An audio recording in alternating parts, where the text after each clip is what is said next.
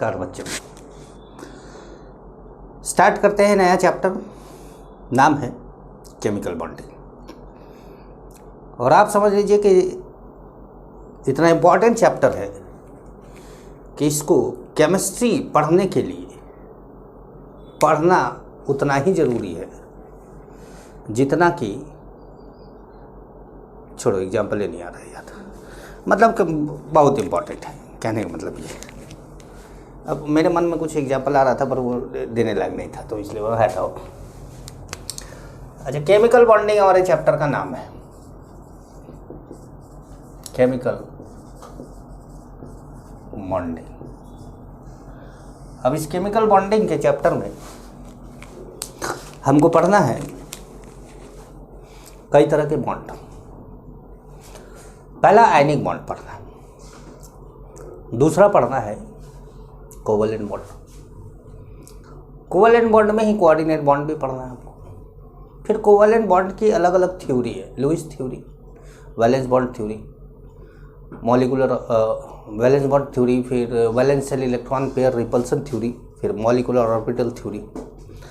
उसके बाद हमें बॉन्ड के बारे में जानना है, बॉन्ड पैरामीटर के बारे में जानना है, bond energy, bond length, bond angle, dipole moment. फिर हम वीक बॉन्ड पे आएंगे, hydrogen bond, dispersion force, London force, van der Waals force, dipole dipole interaction, dipole induced dipole interaction. तो इस तरीके से हम टॉपिक को लेके चलेंगे। आयनिक बॉन्ड जब हम पढ़ेंगे तो उसके अंदर हमें लैटिस एनर्जी भी पढ़ना होगा, हाइड्रोजन एनर्जी भी पढ़ना होगा, कुछ हम सॉल्युबिलिटी की भी बात करेंगे। तो स्टार्ट करते हैं केमिकल बॉन्डिंग। सबसे पहला कॉज ऑफ बॉन्ड फॉर्मेशन। ऐसी क्या जरूरत पड़ गई एटम को?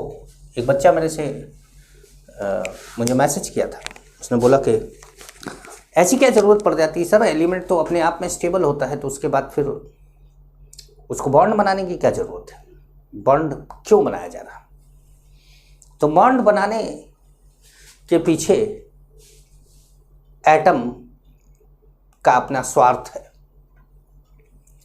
और स्वार्थ स्टेबिलिटी से रिलेटेड है। तो एटम स्टेबल है तो हो सकता है कि एटम जब बॉन्ड बना रहा हो तो वो एटम ज़्यादा स्टेबल हो जाता हो। अब वो स्टेबिलिटी गेन कैसे करता है, ये दो तरीके से समझाया जा सकता है। फर्स्ट है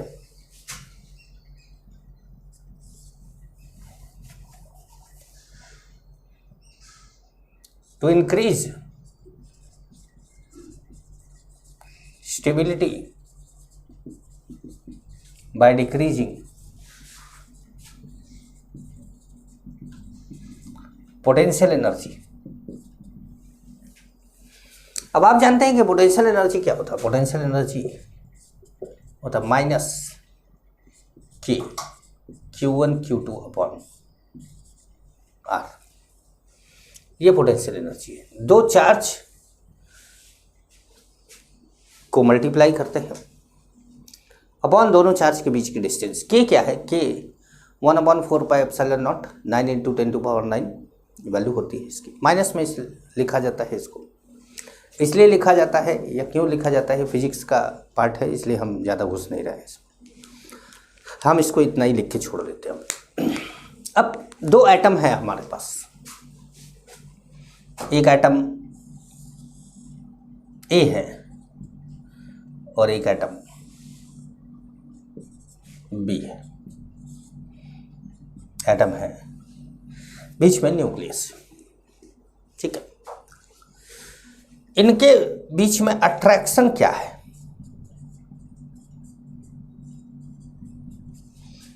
अट्रैक्शन क्या है? अट्रैक्शन है E A एन बी,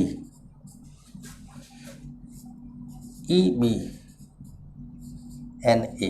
ये जो एन ए मैं लिख रहा हूँ वो न्यूक्लियस ऑफ ए है, और ई ए जो है वो इलेक्ट्रॉन ऑफ ए है, एन बी वैसे ही न्यूक्लियस ऑफ बी है, और ई बी क्या है, इलेक्ट्रॉन ऑफ बी है। रिपल्सन क्या है इनके बीच में?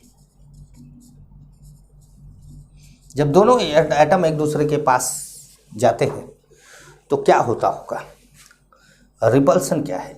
ई ए ई बी, भाई दोनों लाइक चार्ज रिपेल करेंगे एक दूसरे को। N A N B, nucleus पे पॉजिटिव चार्ज है, दोनों एक दूसरे को क्या करेंगे? रिपेल करेंगे। लेकिन एटम फिर भी एक दूसरे को अप्रोच अगर करता है तो इसका मतलब है कि अट्रैक्शन डोमिनेटिंग है रिपल्सन पे। अगर एटम फिर भी बॉन्ड बनाता है, जैसा कि हम जानते हैं कि एटम बॉन्ड बनाता है, तो अगर एटम फिर भी बॉन्ड बनाता है तो अट्रैक्शन डोमिनेटिंग है रिपल्सन पे। और ये कैसे हो रहा है?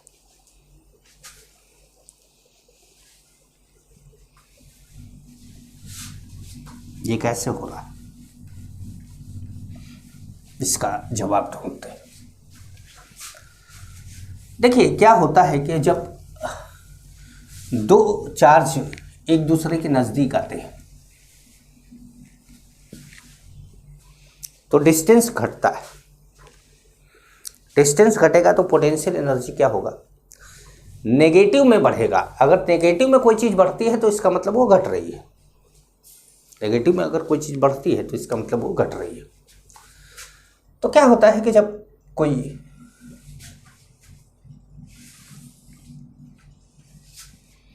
पोटेंशियल एनर्जी, एक चार्ज पार्टिकल दूसरे चार्ज पार्टिकल की तरफ जब बढ़ता है, एक चार्ज पार्टिकल दूसरे चार्ज के पार्टिकल, मतलब ये आर है और ये क्या है? इनफाइनाइट है। ये इनफाइनाइट वाली जगह है। ये हम ऐसे चले गए, थोड़ा सा गलत बन गया है, थोड़ा सही बना लेते हैं। ऐसा करते हैं कि बना के ऐसे समझा देते हैं।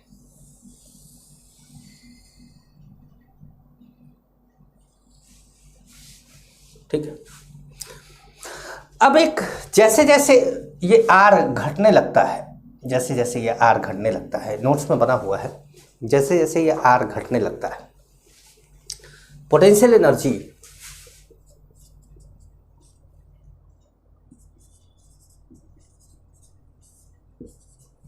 जब आर घटता है तो पोटेंशियल एनर्जी भी घटती है, क्योंकि नेगेटिव में कोई चीज़ बढ़ना मतलब घटना। तो एक ऐसा टाइम आता है जहां पर ये पी क्या होता है? मिनिमम होता है। पी क्या होता है? मिनिमम। और जहां पी मिनिमम है वो उसको हमने आर नॉट मान लिया, और ये आर नॉट ही क्या है? बॉन्ड लेंथ है। कहने का मतलब है कि जब एटम एक दूसरे के नज़दीक आने लगते हैं तो पोटेंशियल एनर्जी घटने लगता है। लेकिन नज़दीक आते आते ऐसा ना हो कि घुस जाए एक दूसरे में। जब एक दूसरे में ज़्यादा घुसने लगेंगे तब रिपल्सन बढ़ जाएगा। इसलिए जब आप बैलेंस बॉन्ड थ्योरी पढ़ेंगे तो उसमें देखेंगे, उसमें सुनेंगे आपके ओवरलैपिंग जो होता है वो 50% से कम होना चाहिए, 50% से ज़्यादा नहीं होना चाहिए। तो ये यही चीज़ दिखा रहा है कि अगर आप ओवरलैपिंग ज़्यादा बढ़ा रहे हैं तब रिपल्सन क्रिएट हो जा रहा है और पोटेंशियल एनर्जी बढ़ने लगता है, तब रिपल्सन क्रिएट हो जा रहा है। समझ गए? तो ये स्टेबिलिटी को दिखा रहा है। स्टेबिलिटी इनवर्सली प्रोपोर्शनल टू किसके? पोटेंशियल एनर्जी के।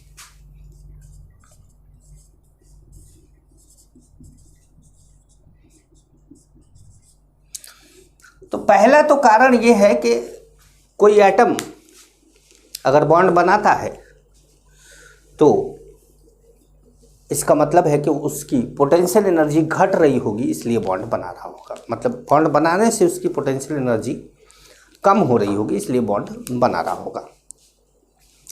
दूसरा कारण है, सेकंड जो कॉज है इसका, वो है to obtain inert gas configuration. Second है टू ऑब्टेन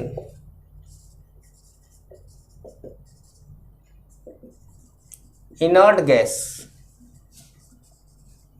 कॉन्फ़िगरेशन। हम जानते हैं कि जो इनर्ट गैस कॉन्फ़िगरेशन होती है, मतलब ऑक्टेट जहां कंप्लीट होता है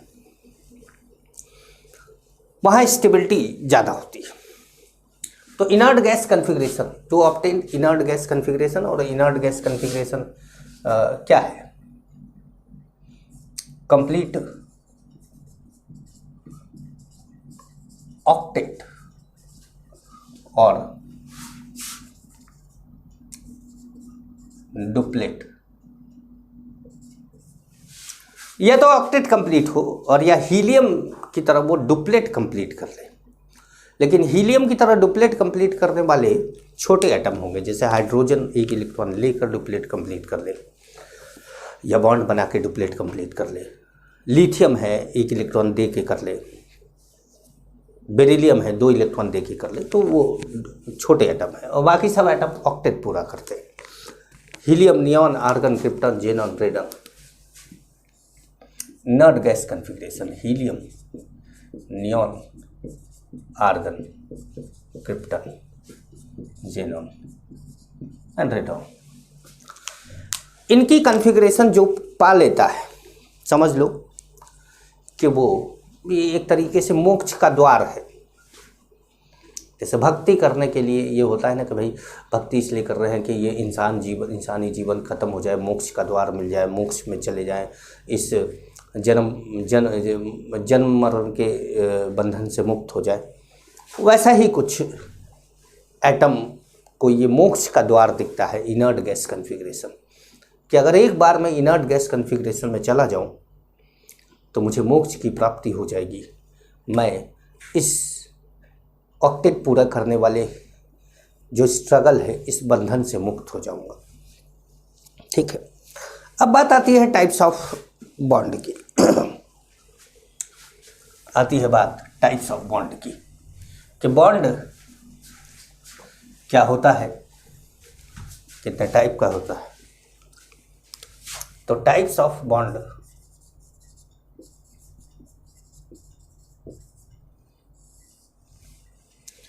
तो 2 तरह का बॉन्ड है। एक स्ट्रॉन्ग बॉन्ड है और एक वीक बॉन्ड है,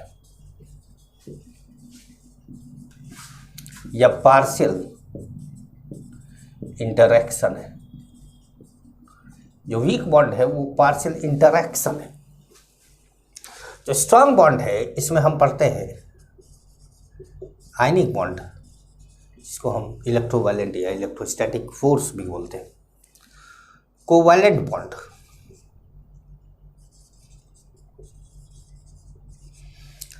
ठीक है। कोऑर्डिनेट बॉन्ड,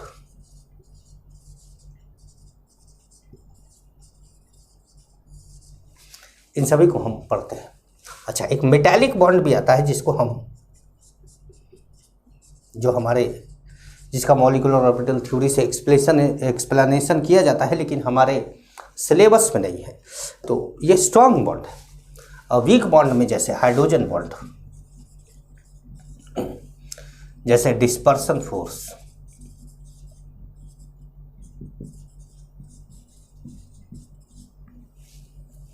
या हम यहाँ पर हेडिंग, या हम बाद में हेडिंग डाल देंगे, यहाँ पर तो एक साथ लिख देते हैं ना। वॉन डर वाल फोर्स ऑफ इंटरैक्शन,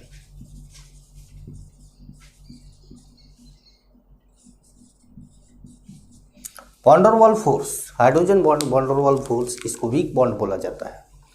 और ये सभी क्या है? स्ट्रॉन्ग बॉन्ड है। तो हमारा पहला टॉपिक स्टार्ट करते हैं, क्या? Ionic bond. आप हेडिंग डालिए आयनिक बॉन्ड।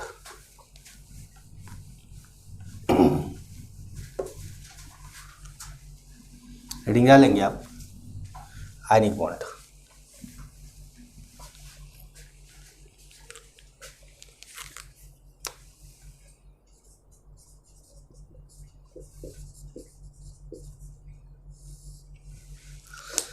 कहाँ बनता है आयनिक बॉन्ड?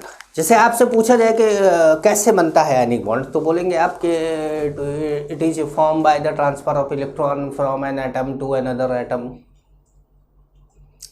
या थोड़ा और इंटरेस्टिंग बना दीजिए कि it is form by transfer of electron from an electropositive atom to electronegative atom. ये डेफिनेशन दिमाग में आ रही होगी अगर कभी सुना है तो। लेकिन अपना जो मेन डेफिनेशन है वो हम एक अलग तरीके से बोलेंगे। हमारा जो मेन डेफिनेशन है इसका, वो हम बोलेंगे it is the force of interaction between cation and anion. मतलब हमारा मेन डेफिनेशन यही रहेगा, ध्यान रखिएगा। It is the force of interaction, it is the force of interaction between cation and anion।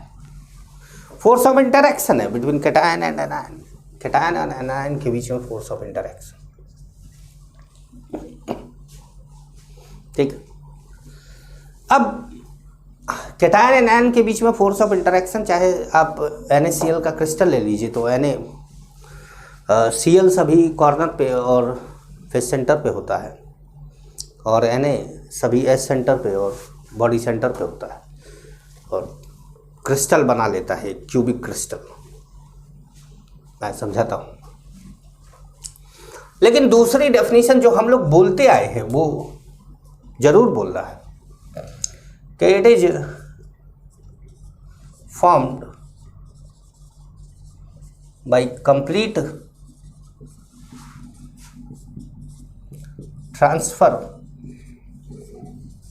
Of electron from electropositive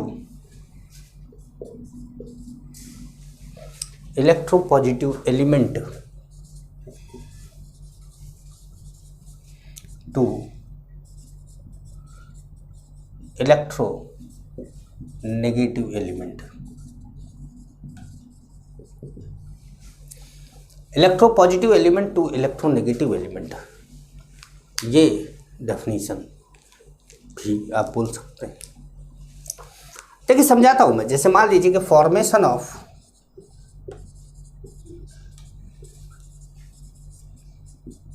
NaCl है, तो सबसे पहले आपने क्या किया,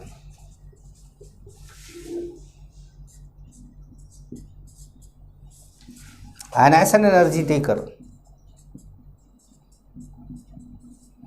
एक इलेक्ट्रॉन निकाल दिया। ये क्या हो गया, 2s electronic configuration.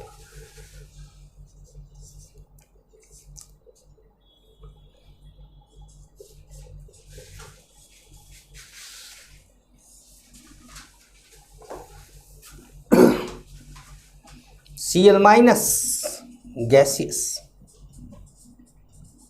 Electron affinity क्या हुआ, रिलीज हुआ 288।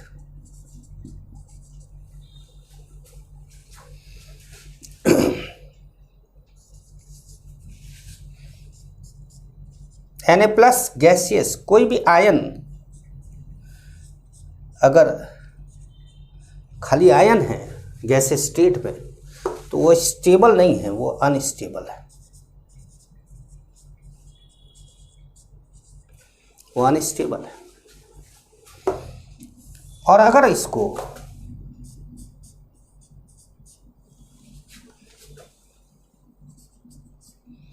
NaCl स्टेबल बनाना है, अनस्टेबल से स्टेबल की तरफ जाएगा तो पोटेंशियल एनर्जी यहाँ पे ज़्यादा है, यहाँ पे कम है। हायर पोटेंशियल एनर्जी से लोअर पोटेंशियल एनर्जी की तरफ जब जाएगा तो एनर्जी रिलीज करेगा, एनर्जी रिलीज करेगा।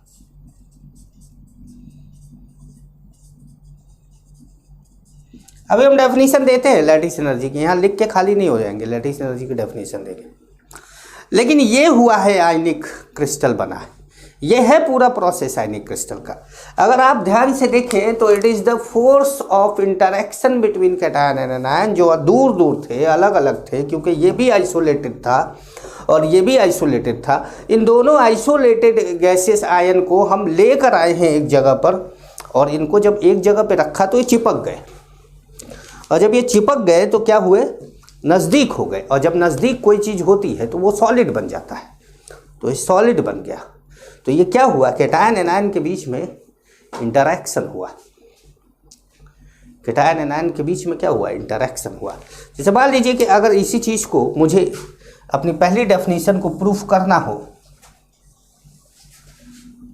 तो मैं बोलूँ कि अगर NH4Cl है तो वो NH4+ है और Cl-, यहाँ पर आयनिक बॉन्ड है, लेकिन आयनिक बॉन्ड है पर इसमें कोई इलेक्ट्रोपॉजिटिव एलिमेंट नहीं है। It is form by the transfer of electron from electropositive to electronegative. कहाँ है electropositive? But it is the force of interaction between cation and anion. तो यहाँ पर NH4+ एंड Cl-, एक कैटायन है एक एनायन है, कैटायन एनायन के बीच में फोर्स ऑफ इंटरेक्शन है। यही बात मैं बोल रहा था कि मेन डेफिनेशन हमारी ये है, ध्यान रखिएगा इसको, वो ये काम आता है आपको। अच्छा, डेफिनेशन और भी है, ऐसा नहीं है कि डेफिनेशन नहीं है। चलिए इसको मिटा के थोड़ा सा आपको बता भी दे।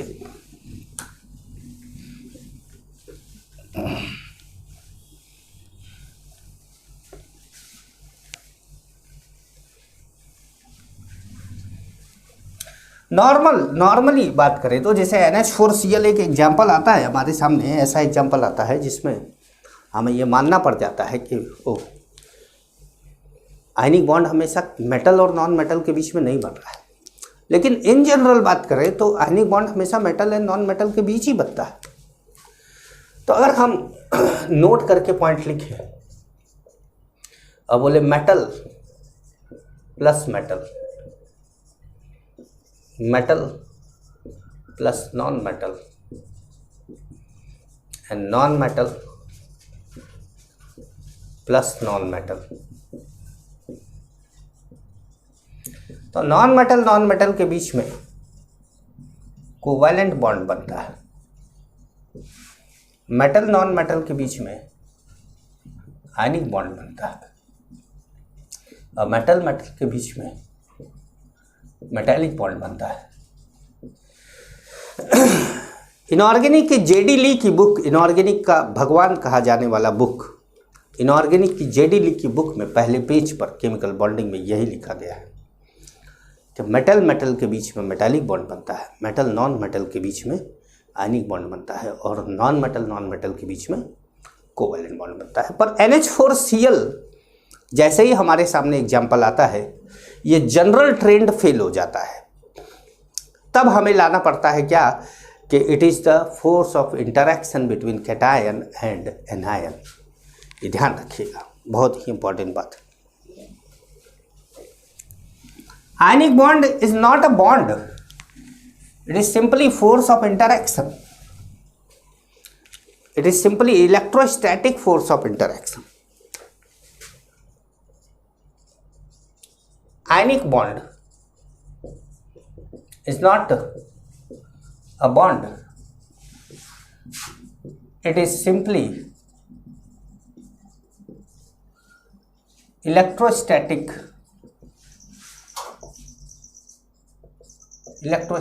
force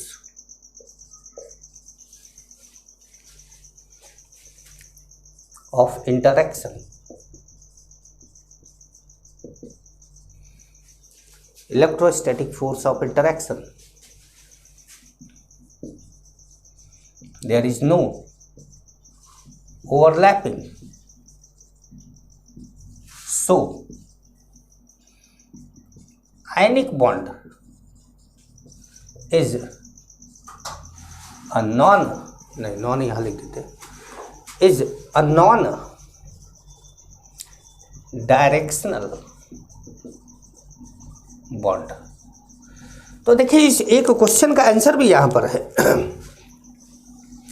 ionic bond is a non directional bond, मतलब आयनिक बॉन्ड कैसा बॉन्ड है? नॉन डायरेक्शनल बॉन्ड है। लेकिन एक क्वेश्चन का आंसर यहां पर है कि डायरेक्शनल बॉन्ड और नॉन डायरेक्शनल बॉन्ड कब बनता है? तो देखिए जब ओवरलैपिंग होगी तो डायरेक्शनल बनेगा, जब ओवरलैपिंग नहीं होगी तो नॉन डायरेक्शनल बनेगा। इसका मतलब है कि covalent bond and coordinate bond directional bond है, लेकिन ionic bond non directional bond है। मतलब आयनिक कंपाउंड किसी भी तरह के बॉन्ड वाले कैरेक्टर नहीं शो करते, चाहे वो आइसोमेरिज्म हो, चाहे बॉन्ड ब्रेकिंग का कोई रिएक्शन हो, बॉन्ड ब्रेकिंग का। इसलिए आयनिक कंपाउंड के रिएक्शन को वेरी फास्ट माना जाता है और केमिकल काइनेटिक्स में आयनिक कंपाउंड के रिएक्शन की स्टडी नहीं करी जाती क्योंकि ये बहुत फास्ट होते हैं। तो फास्ट रिएक्शन, क्योंकि यहाँ बॉन्ड ब्रेकिंग होता ही नहीं है ना। जैसे मान लीजिए कि आपने कोई कंपाउंड लिया, CH3COOH लिया, पानी में डाला,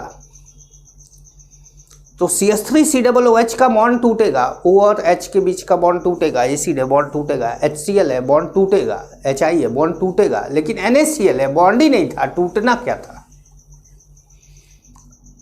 बॉन्ड ही नहीं था। तो अगर NaCl की रिएक्शन करानी हो तो वो फास्ट है, वो फास्ट होगी। फास्ट और स्लो की बात कर रहे हैं यहाँ, एसिड बेसिक स्ट्रेंथ की बात नहीं कर रहे, फास्ट एंड स्लो की बात कर रहे हैं। तो जो रिएक्शन फास्ट होती है, क्योंकि यहाँ पर कोई ओवरलैपिंग नहीं होती, और जब कोई ओवरलैपिंग होती है तो उसको तोड़ा जाता है। यहाँ ओवरलैपिंग नहीं है, यहाँ एक दूसरे के साथ इंटरेक्शन है, बीच में कुछ ला दो, इंटरेक्शन खत्म। अब बीच में तुम क्या ले आए? जैसे मान लो पानी में NaCl डाला तो बीच में तुम डाइलेक्ट्रिक कंपाउंड लेते आए, और पानी का डाइलेक्ट्रिक कांस्टेंट 81 है, तो Na और Cl के बीच में 81 टाइम उसने फोर्स घटा दिया। डाइलेक्ट्रिक कांस्टेंट अगर 81 है तो NaCl के बीच में, Na प्लस और Cl माइनस के बीच में उसने 81 टाइम फोर्स घटा दिया। जिस कंपाउंड का जो डाइलेक्ट्रिक कांस्टेंट होता है वो उतना टाइम कैटायन एनायन के बीच में फोर्स घटा देता है। मेरी बात समझ पा रहे हैं? इसीलिए बोला जाता है कि वैक्यूम मतलब हम लेते हैं तो डाइलेक्ट्रिक कांस्टेंट क्या ले लेते हैं? 1 ले लेते हैं, मतलब एयर में, या जो भी आप लोग फिजिक्स में पढ़ते होंगे। ठीक है, तो ये ध्यान रखिएगा।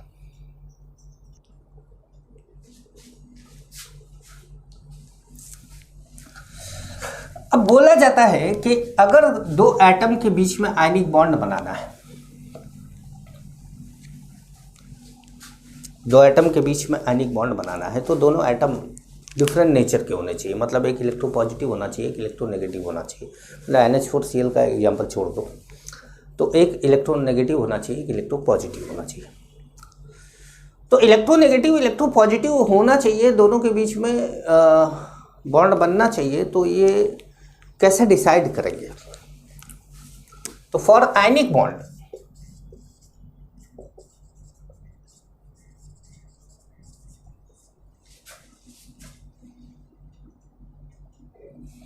for ionic bond,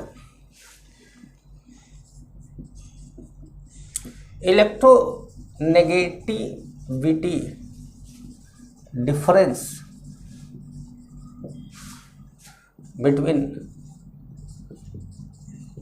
electropositive element and electronegative element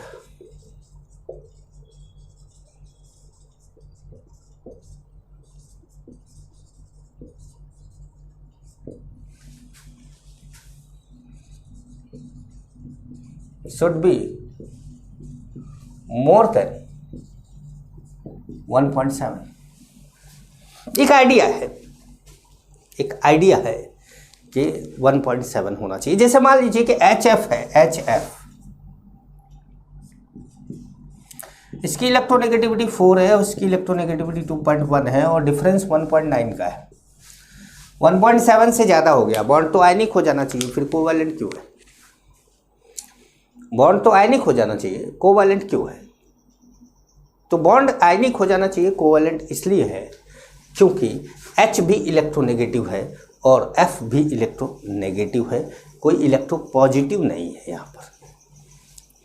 तो कई फैक्टर काम करते हैं, ऐसा नहीं कि देखिए इलेक्ट्रोनेगेटिविटी का डिफरेंस देख सकते हैं और इलेक्ट्रोपॉजिटिव इलेक्ट्रोनेगेटिव एलिमेंट देख सकते हैं, कैटायन एनायन देख सकते हैं, और बहुत सी चीज़ें काम करती है। जैसे HF, इसमें एक पॉपुलर एग्जांपल आता है कि बच्चा क्वेश्चन कर देता है कि सर आपने बोला था कि ऐसा है 1.7, लेकिन HF में तो ऐसा नहीं है। तो HF में नहीं है तो HF नॉन मेटल है भैया, हाइड्रोजन भी कोवैलेंट बॉन्ड बनाता है और मतलब H भी नॉन मेटल है, F भी नॉन मेटल है। तो अभी तो मैंने JD की एक बुक की लाइन लिखी थी कि नॉन मेटल के बीच में कोवैलेंट बॉन्ड बनता है, नॉन मेटल के बीच में कोवैलेंट बॉन्ड बनता है। तो अब आयनिक, अभी तो फिलहाल आयनिक बॉन्ड की बात कर रहे हैं, कोवैलेंट बॉन्ड की तो बात नहीं कर रहे। तो आयनिक बॉन्ड बनता है जब, या इलेक्ट्रोस्टैटिक फोर्स ऑफ इंटरेक्शन आता है, तो वहां दोनों ही जो एटम इन्वॉल्व होते हैं उनकी अपनी एक वैलेंसी होती है, जिसको इलेक्ट्रोवैलेंसी बोलते हैं। क्या बोलते हैं? Electrovalency.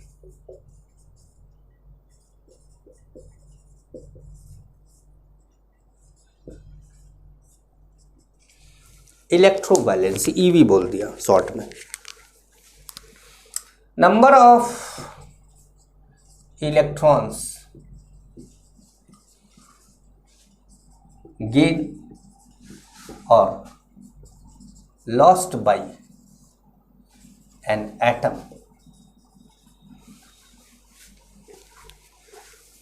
to form ionic bond called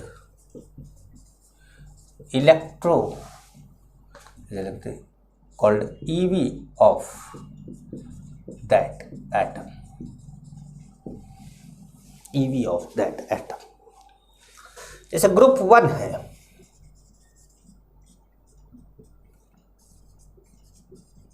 group 2 है, ग्रुप 13 है। तो ग्रुप 1 में कौन है? Lithium, sodium, potassium, rubidium, caesium, francium radio active नहीं लिख रहे, beryllium, magnesium, calcium, strontium, barium, boron, aluminium, gallium, indium, thallium. अब थैलियम में इनर्ट पेयर इफेक्ट लग जाता है। अच्छा, बोरॉन क्या होता है कि वो आयनिक बॉन्ड नहीं बनाता, बोरॉन आयनिक बॉन्ड नहीं बनाता, तो इसलिए बोरॉन को काट दे रहे हैं। तो यहां पर EV1 है, यहां पर EV2 है, यहां पर EV3 है, क्योंकि ये 3 इलेक्ट्रॉन का लॉस करते हैं, ये 2 इलेक्ट्रॉन का लॉस करते हैं, लॉस ऑफ इलेक्ट्रॉन हो रहा है।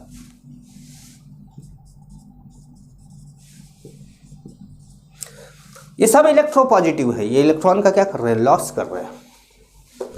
ग्रुप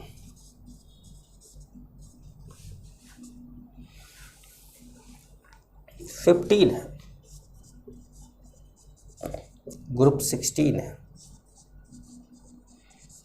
ग्रुप 17 है। से nitrogen, phosphorus, arsenic, antimony, sulphur, oxygen भी ले लेते हैं, sulphur, selenium, tellurium, bismuth, polonium, fluorine, chlorine, bromine, iodine, इतने तक ही लेते हैं इसको। तो अब ये क्या करता है? इसका EV3 है,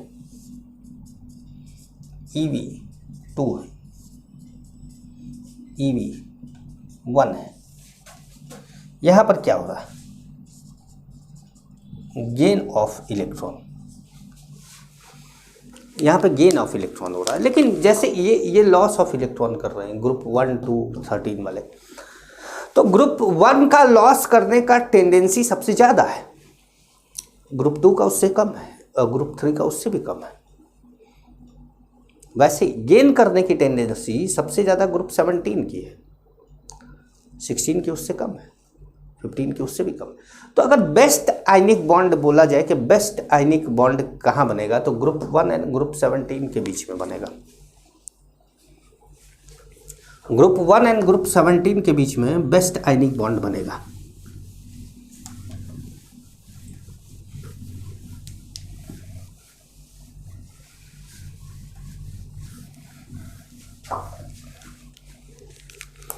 best ionic bond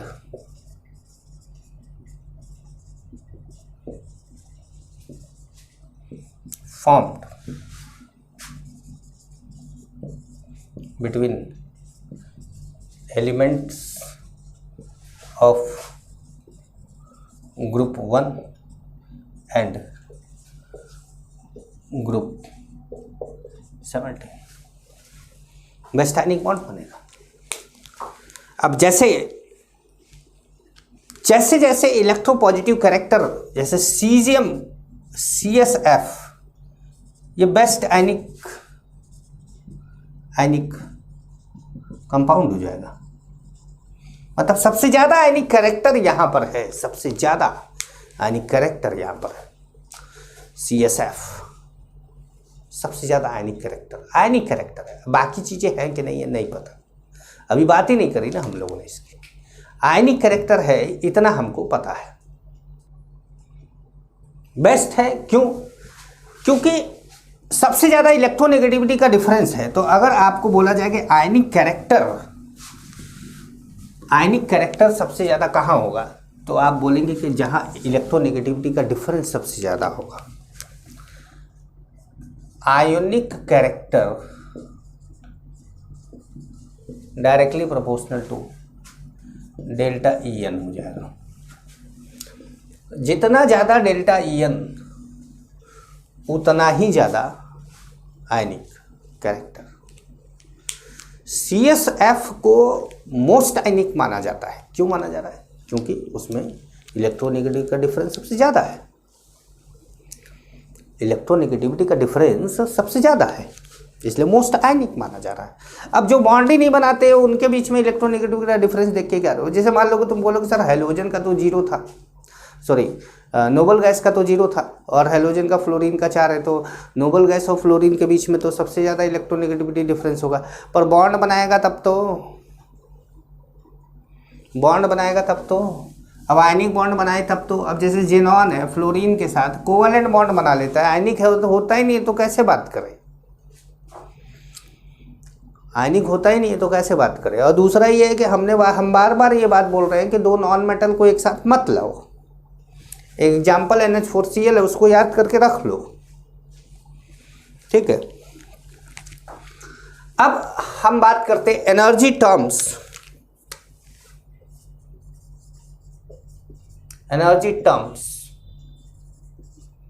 used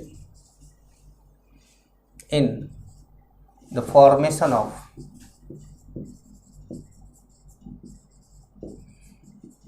ionic compound. Energy terms used in the formation of ionic compound. तो पहला एनर्जी टर्म है हमारा आयोनाइजेशन एनर्जी। पहला एनर्जी टर्म क्या है? Ionization energy. ये क्या है? अब Na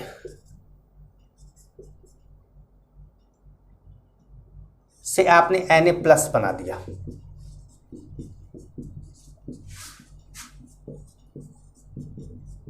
डेल्टा H पॉजिटिव क्यों?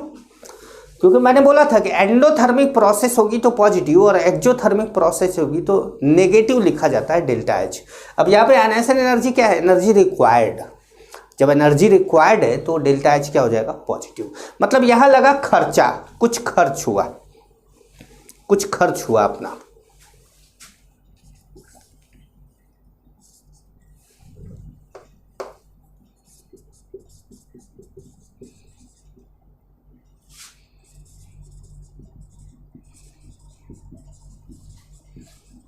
इलेक्ट्रॉन गेन एंथैल्पी,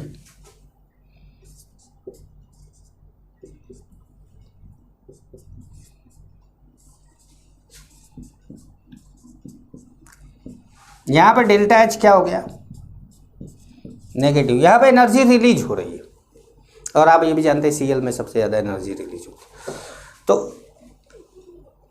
यहां एनर्जी रिलीज हुई। तीसरा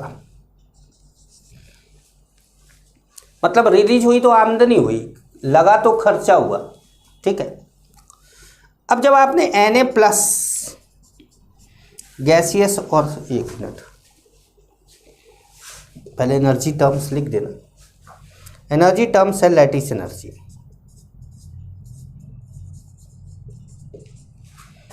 तो अब Na plus gaseous Cl minus gaseous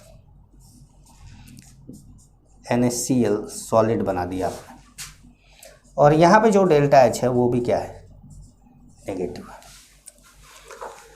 तो ये क्या है, खर्चा है, ये आमदनी है, ये आमदनी, ये आपका खर्च है, ये आमदनी है, आमदनी। आप हमेशा चाहेंगे आपकी आमदनी ज़्यादा हो और खर्च कम, हमेशा चाहेंगे कि आमदनी ज़्यादा हो और खर्च कम। तो favourable condition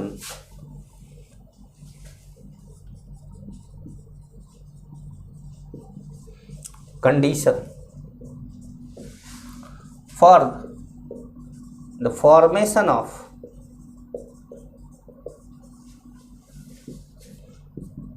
ionic bond,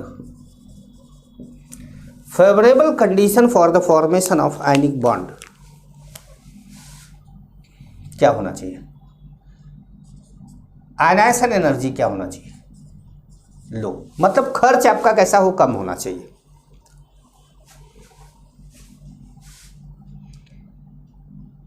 electron affinity, और इलेक्ट्रॉन एफिनिटी कैसा होना चाहिए, हाई होना चाहिए।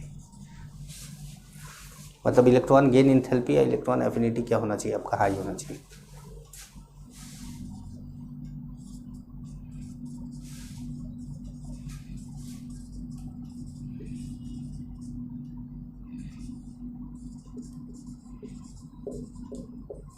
यहां हम खाली मैग्नीट्यूड की बात कर रहे हैं ना, साइंस से मतलब नहीं है अब आपको। लैटिस एनर्जी हाई होना चाहिए। मतलब आप ध्यान रखिएगा कि कौन लो है और कौन हाई है। फेवरेबल कंडीशन यही है कि अगर आपको आयनिक कंपाउंड बनाना है तो आपके कंपाउंड बनाने के लिए जहां आप कैटायन बना रहे हैं वो कैटायन आसानी से बनना चाहिए, जो आप एनायन बना रहे हैं वो भी एनायन आसानी से बनना चाहिए। कैटायन आसानी से तब बनेगा जब इलेक्ट्रॉन का मतलब जब इलेक्ट्रॉन आसानी से निकलेगा। इलेक्ट्रॉन आसानी से तब निकलेगा जब आयनाइजेशन एनर्जी कम खर्चे में काम हो रहा। इलेक्ट्रॉन आसानी से लेगा तब जब एनर्जी ज़्यादा रिलीज हो रही होगी, और ये क्रिस्टल उतना ही स्टेबल होगा जितनी ज़्यादा ये एनर्जी रिलीज होगी। तो अब ये एनर्जी है क्या, चलो लैटिस एनर्जी हाई या लो है वो हमने लिख दिया, लेकिन लैटिस एनर्जी क्या है इसके बारे में तो अभी तक बात नहीं हुई। तो ज़रा बात कर ली जाए कि लैटिस एनर्जी क्या है। तो आप हेडिंग डालिए lattice energy.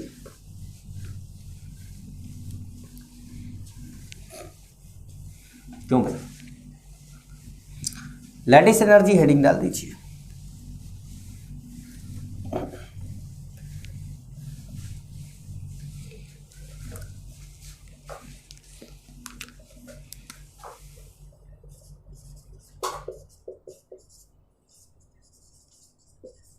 Lattice energy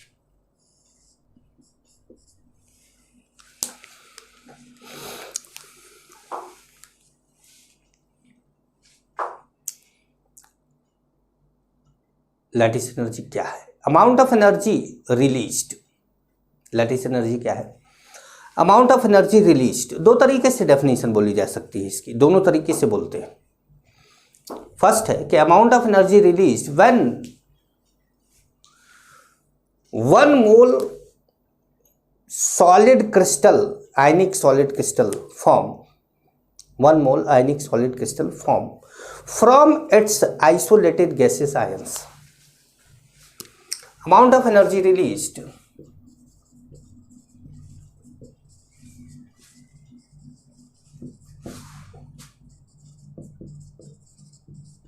when 1 mole ionic crystal formed from its isolated gaseous ions. कैसे? Na plus gaseous, Cl minus gaseous, NaCl gaseous, sorry solid,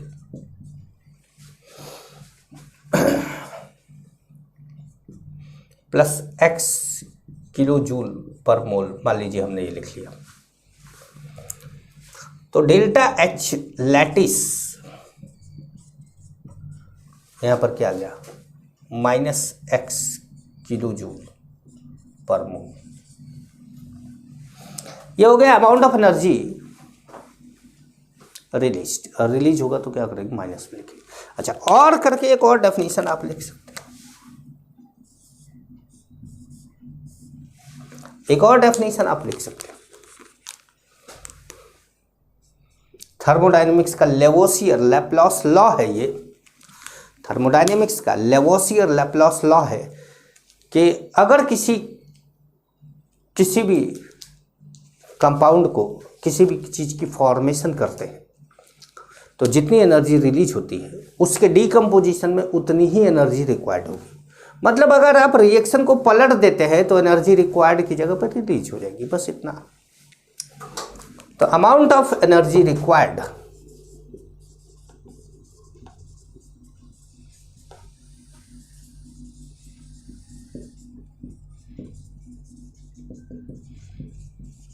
amount of energy required when 1 mole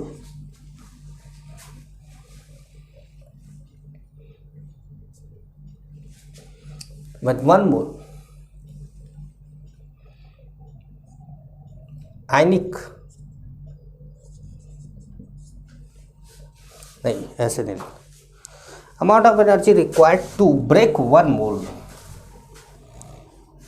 amount of energy required to break 1 mole ionic crystal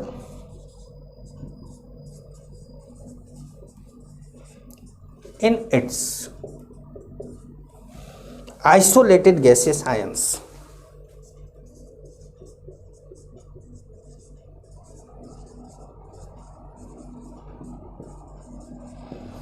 isolated gases ion में तोड़ना है, चलिए घुमाते हैं इसको।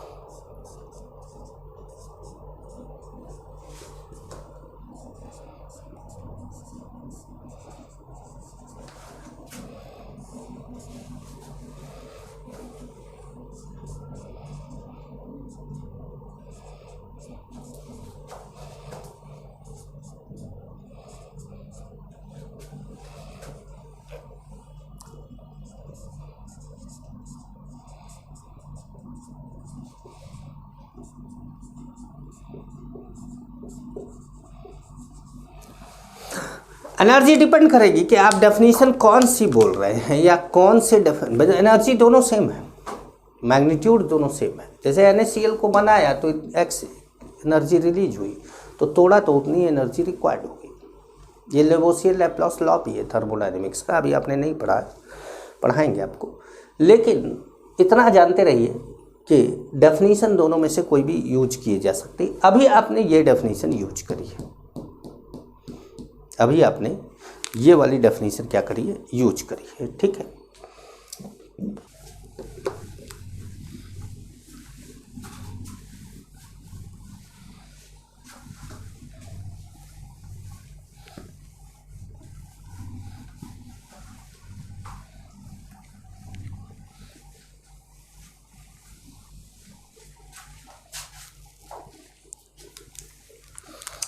एक बात और, आपने सेकंड डेफिनेशन से देखा कि आप क्रिस्टल को तोड़ रहे थे, तो इसका मतलब है lattice energy directly proportional to होता है मेल्टिंग पॉइंट के।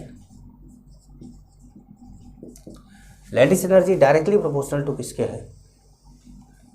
मेल्टिंग पॉइंट के।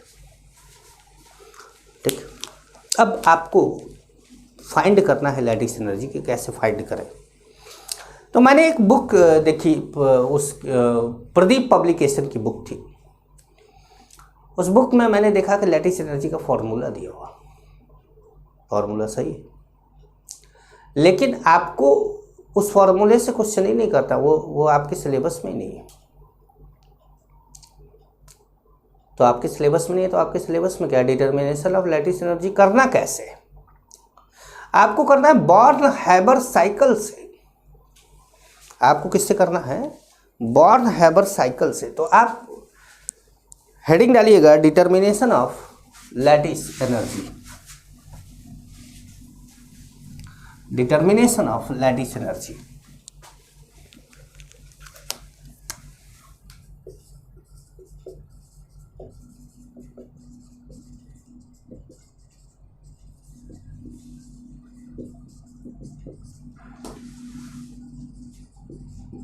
Determination of lattice energy.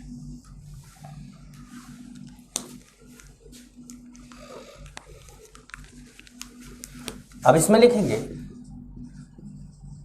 There is no direct method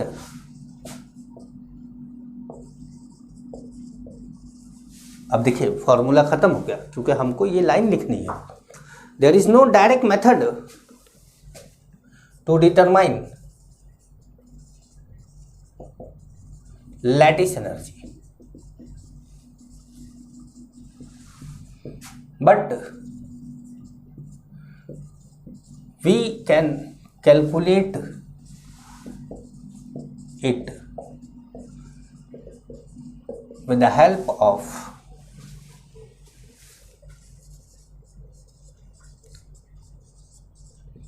Born-Haber cycle।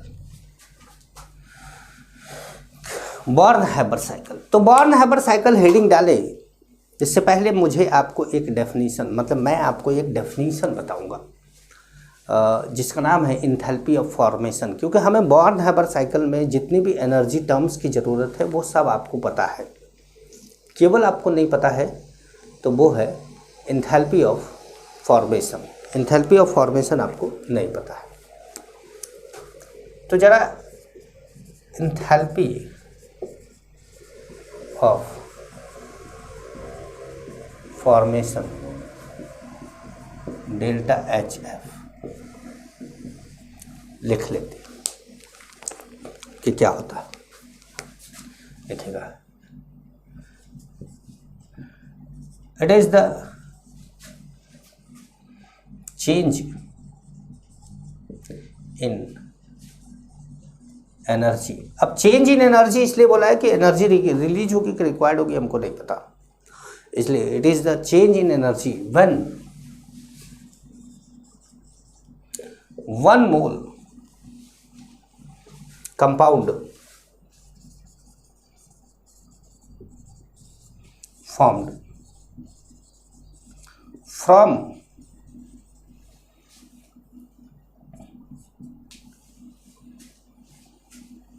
from its constituent elements which should be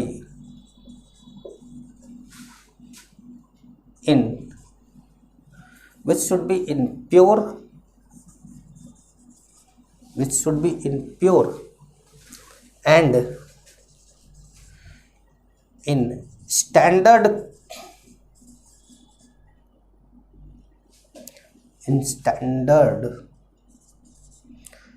physical state, which should be pure in standard physical state which should be pure, हाँ चलो, in pure and in standard physical state. ठीक है, चलिए अब जैसे देखिए आपको बनाना है CH3COOH। मान लीजिए आपको CH3COOH बनाना है, तो आप CH3COOH कैसे बनाएंगे? आपके पास ऑर्गेनिक में ढेर सारे रिएक्शन है जिससे आप CH3COOH बना सकते हैं, लेकिन इस डेफिनेशन के हिसाब से it is a change in energy when 1 mole compound form from its constituent elements. इसमें देखिए कौन कौन से एलिमेंट है, तो इसमें कार्बन, हाइड्रोजन, ऑक्सीजन, 3 तरह का एलिमेंट है। तो आप क्या करेंगे, कार्बन लेंगे, हाइड्रोजन लेंगे, ऑक्सीजन लेंगे और CH3COOH बना देंगे। कंस्टिट्यूएंट एलिमेंट के बाद बोला है which should be in pure, carbon solid में होना चाहिए, and in standard physical state. मतलब कार्बन का स्टैंडर्ड फिजिकल स्टेट क्या है, सॉलिड है। हाइड्रोजन का क्या है, गैस है। ऑक्सीजन का क्या है, गैस है। कितने कार्बन चाहिए आपको, 2। कितने हाइड्रोजन चाहिए आपको, 4 एटम। और कितना ऑक्सीजन, 2 ऑक्सीजन का एटम। अब ये आपने बना, ये CH3COOH की फॉर्मेशन की रिएक्शन हो गई। CH3COOH लिक्विड होता है, तो आपने इस लिक्विड में बनाया उसको। मतलब जो चीज जिस फॉर्म में रहती है आप उस फॉर्म में बनाएंगे तो माना जाएगा कि आपने फॉर्मेशन करी है। अब इस प्रोसेस में जो भी एनर्जी रिलीज या रिक्वायर्ड हुई होगी वो डेल्टा H फॉर्मेशन होगी, delta H formation of CH3COOH।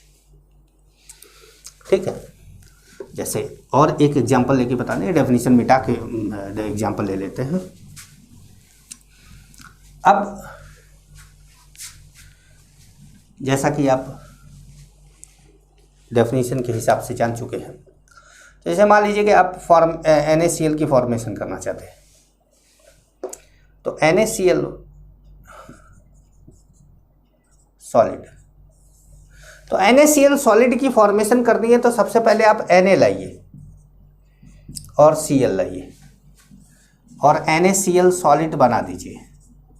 लेकिन अब आप ये विचार करिए कि आपका जो कंस्टिट्यूएंट एलिमेंट है वो अपने pure and standard physical state में होना चाहिए। तो सोडियम अर्थ पे सॉलिड स्टेट में पाया जाता है और क्लोरीन गैस में पाया जाता है। तो लेकिन क्लोरीन गैस में पाया जाता है, पर आपको कितना Cl एटम चाहिए, 1, और यहाँ पे कितना Cl एटम है, 2। तो आपको क्या करना पड़ेगा, यहाँ पर 1/2। ये रिएक्शन इंथैल्पी ऑफ, ये रिएक्शन फॉर्मेशन है, NaCl की फॉर्मेशन है। अब इसमें जो भी एनर्जी रिलीज या रिक्वायर्ड हो रही होगी वो क्या होगी, enthalpy of formation of NaCl होगा। तो चलिए अब बात करते हैं बॉर्न-हाइबर साइकिल की, और उसमें भी हम NaCl ही हमारे लिए स्टैंडर्ड कंपाउंड है, हम उसी की बात करते हैं। अब जो भी बनेगा वो सब बॉर्न-हाइबर साइकिल होगा।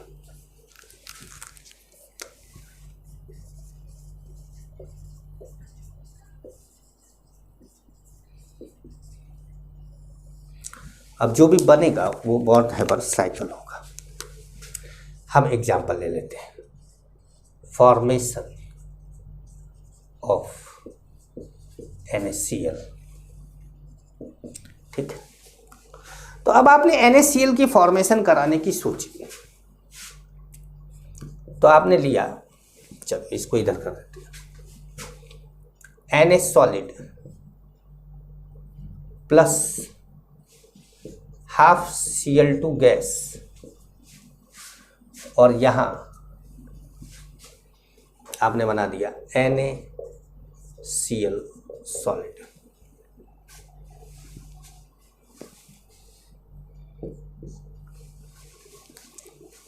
ठीक है, क्या बना दिया, NaCl सॉलिड। अब यहां पर आया आपका, कुछ आया होगा delta H formation NaCl, delta H formation NaCl कुछ आया होगा, पॉजिटिव आया होगा, नेगेटिव आया होगा, हमको नहीं पता, हमने ऐसे ही लिख दिया। अब इसी चीज को आप दूसरे मेथड से बनाइए भाई। किसी भी चीज को केमिस्ट्री में आप किसी एक चीज को पर सेम एलिमेंट से अगर स्टार्ट करके उसी प्रोडक्ट तक पहुंचते हैं तो एनर्जी का चेंज सेम आता है।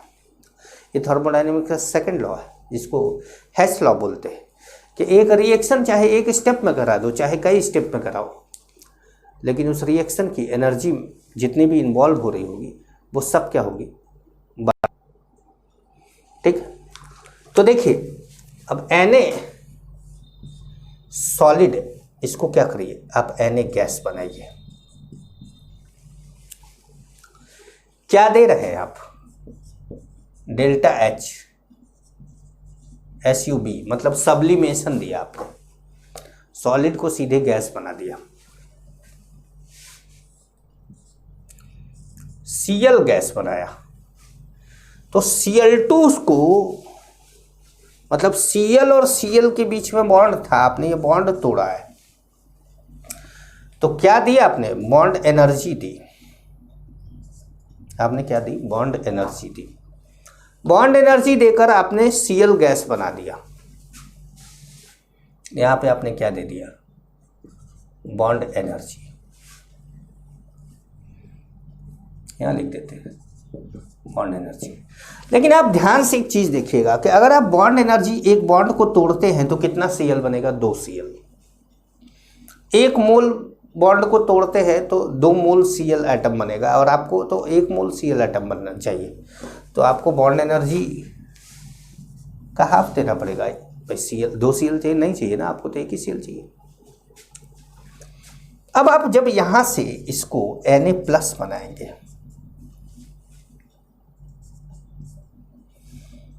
तो यहां आप कौन सी एनर्जी देंगे, I। और जब आप यहां से इसको Cl माइनस गैसेस बनाएंगे तो यहां आप क्या देंगे, डेल्टा H Eg देंगे। और जब आप इन दोनों को जोड़ेंगे और ये बनाएंगे तो अभी थोड़ी देर पहले आप लोगों ने देखा था कि डेल्टा H Na प्लस और Cl माइनस कुछ जोड़ के आप NaCl बना रहे थे, तो एनर्जी जो थी वो क्या थी, डेल्टा H लैटिस थी, वो क्या था, डेल्टा H लैटिस था। तो अब ध्यान से समझिए, बहुत ध्यान से समझिएगा। पहले तो ये क्लियर कर दीजिए कि कौन सी एनर्जी पॉजिटिव है कौन सी एनर्जी नेगेटिव है। तो ये एनर्जी खर्च हुआ है, ये भी खर्च हुआ है, ये भी खर्च हुआ है, ये रिलीज हुआ है और ये भी रिलीज हुआ है। तो जो रिलीज हुआ है वो नेगेटिव है, जो एब्जॉर्ब हुआ है एनर्जी वो क्या है, पॉजिटिव है, ठीक है। अब इन सभी एनर्जी का सम डेल्टा H फॉर्मेशन के बराबर होगा, मतलब डेल्टा H फॉर्मेशन NaCl। बात NaCl की हो रही है, बात NaCl की हो रही है। या यहां लिखे क्या, यहां थोड़ा जगह मिल जाएगा।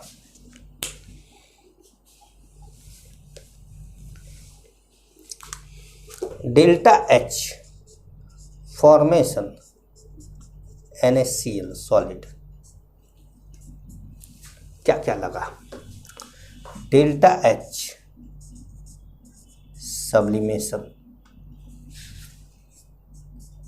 Na,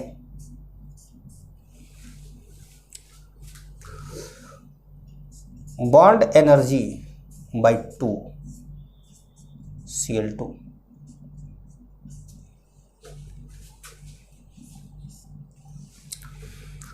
IE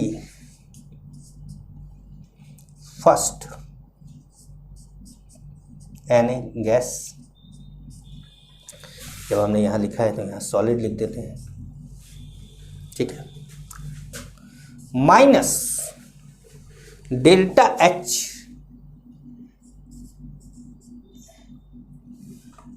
मतलब ये लिख देते हैं, क्योंकि डेल्टा H Eg खुद माइनस है, माइनस में माइनस कर देंगे तो प्लस हो जाएगा, ये लिख देते हैं। ये किसका, Cl गैसियस का, माइनस डेल्टा H लैटिस किसका, NaCl सॉलिड का। इतना चीज जब आप लिखेंगे तो आपको देखो ये 1 2 3 4 5 6 एनर्जी टर्म है। इस 6 एनर्जी टर्म में अगर आपको 5 एनर्जी टर्म मिल जाए इधर के, तो आप लैटिस एनर्जी कैलकुलेट कर सकते हैं। यही बॉर्न-हाइबर साइकिल था। ये क्या है, बॉर्न-हाइबर साइकिल है। ठीक है, तो चलिए अगली क्लास में मिलेंगे तो आगे बढ़ेंगे। तब तक के लिए नमस्कार।